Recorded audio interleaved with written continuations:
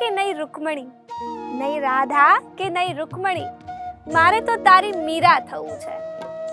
નહીં મોરપંખ કે નહીં મુકુટ, નહીં મોરપંખ કે નહીં મુકુટ, મારે તો તારી વાસળી થવું છે. કાન્હા મારે તારું થવું છે. ભાવ્યા હતા તને જે ગોપીઓના ગોરસ, ભાવ્યા હતા તને જે ગોપીઓના ગોરસ, માટલામાં પડેલું તારું એ માખણ થવું છે. કાન્હા મારે તારું થવું છે. સાંજ પડે અને સંભળાય તારી વાંસળીનો મધુર નાદ, સાંજ પડે અને સંભળાય તારી વાંસળીનો મધુર નાદ, યમુના કિનારે ઉભેલું એ કદંબનું વૃક્ષ થવું છે. કાન્હા મારે તારું થવું છે. નાનપણમાં ગોપ બાળો સાથે વધ્યા હતા જેના વાદ, નાનપણની તારી લખોટી થવું છે. કાન્હા મારે તારું થવું છે. કાન્હા મારે તો બસ તારું જ થવું છે. મારે બસ તારું જ થવું છે. નમસ્કાર બંધુઓ, હું છું અંકિતા સોનેજી અને આપ સૌ નિહાળો છો આપના વહાલા ઠાકરને જીટીપીએલ ભક્તિના માધ્યમથી.